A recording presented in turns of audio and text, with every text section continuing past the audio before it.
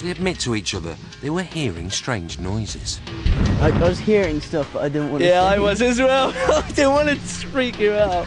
I was like, oh, heard something there. So anyway, could you feel stuff? Ectoplasm. I could feel stuff as well. Really? I could feel your head on my shoulder. I kept thinking, what the fuck's that, man? No, I could feel stuff, but I didn't want to get you freaked out, and then you freaked me out even more. I could feel stuff like touching my foot. Really? And, like stuff throwing in, yeah. Oh, God. Deep in the woods, Danny's ordeal continues. He's so far away from Yvette that he hasn't heard her whistle. I feel like I can move now.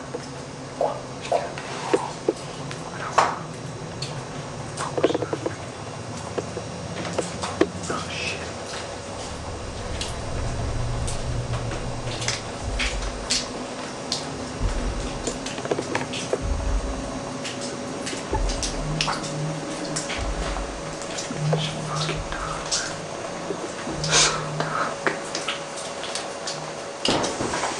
Oh my God, get me out of here. It's all too much for Danny, so he makes a break for freedom. Oh my God, I'm so happy. Yes! Danny might be enjoying his freedom for now, but unfortunately for him and the rest of the boys, Yvette is taking them to the next and even scarier location. Coming up, Tom pleads for clemency. Can you maybe leave me and Doggy together? No. Please. Danny has a close encounter. What, dude? I felt something touch me, definitely. And Harry begins to believe. Can you hear that? Yes, okay. What's a fucking ghost?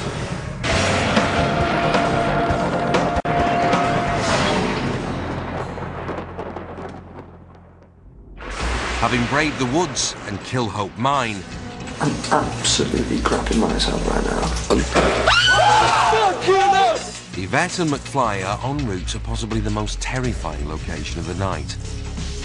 Set in the once lawless wild country that is the English-Scottish border, this castle dates back to the 13th century. This place has a very bloody history, being caught up in the countless skirmishes between England and Scotland. It has been laid siege to many times, and over the centuries its dungeons were prison for hordes of border raiders.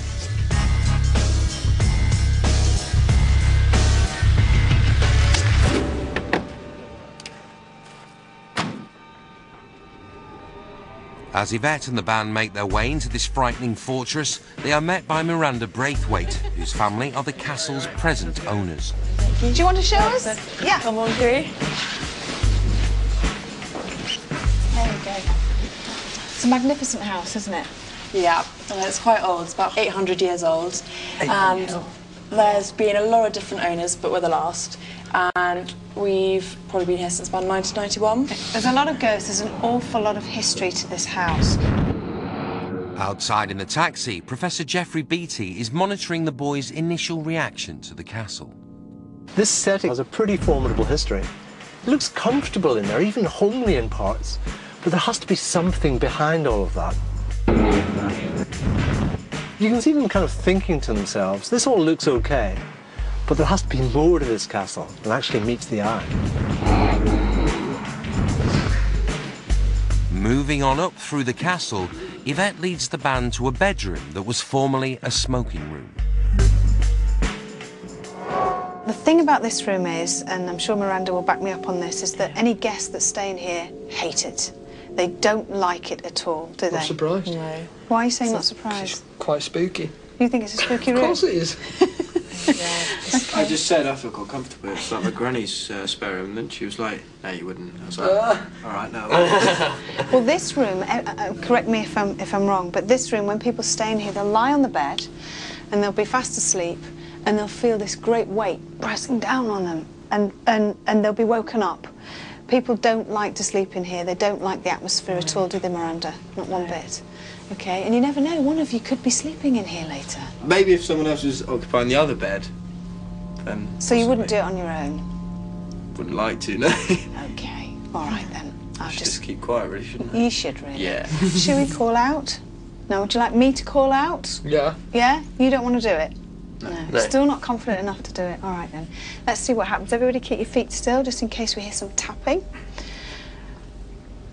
Okay, what I'm trying to find is, I've been told by the medium as well that we have a lady who's about 50, in her 50s, and she's sort of goes about her business in this room, likes to tuck people in, touch them, and the pushing down is actually the way in which she died.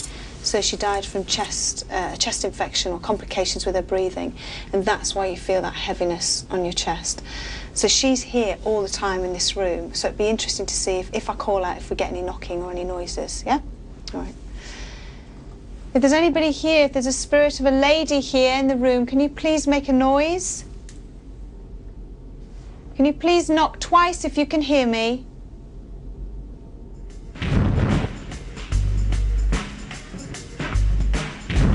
The most dramatic thing here is how relaxed they're all looking until Yvette starts calling out.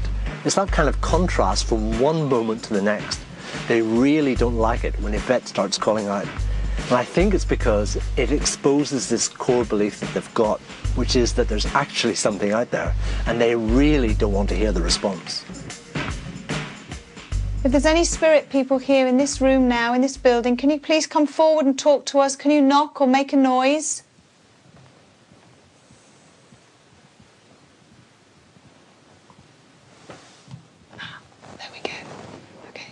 Can you make it louder, please? If you're here, knock twice, much louder. Can you hear it? It's very gentle, isn't it? Watching the social group here, you can see them mimicking each other's posture. Dougie and Harry are in exactly the same posture, their arms folded tightly across their chest. And Danny and Tom are in the same posture, their hands deep in their pocket, both looking down. Now, the reason human beings do that, it's a way of unconsciously signalling togetherness or rapport.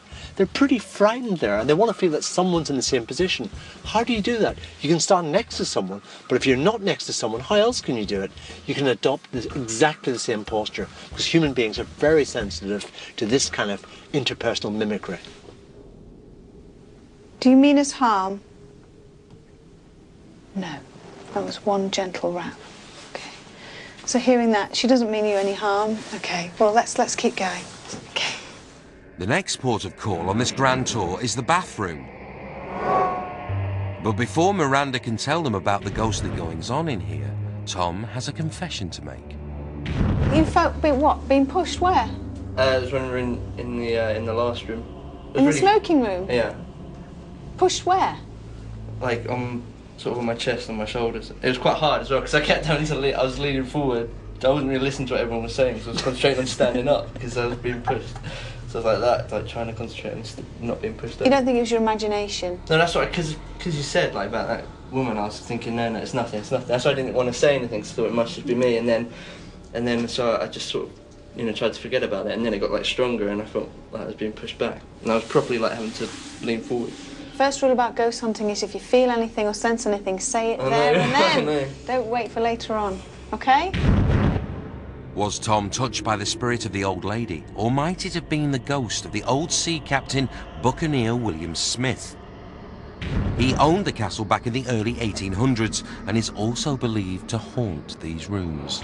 Do you want to tell us what's happened here? Yeah, well, basically, a friend of ours was having a bath and he was just sitting there, and suddenly he saw a man sitting in that chair, just that one there, just sitting, watching him whilst he was having a bath.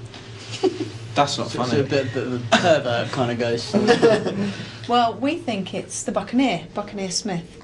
Also, our medium has sensed that he's, as I've already said, he's along the corridor, his presence is along the corridor, and also in the bathroom. And what did your friend do when he saw the guy sitting in the chair? I would have jumped out the window. He's never been back. he's never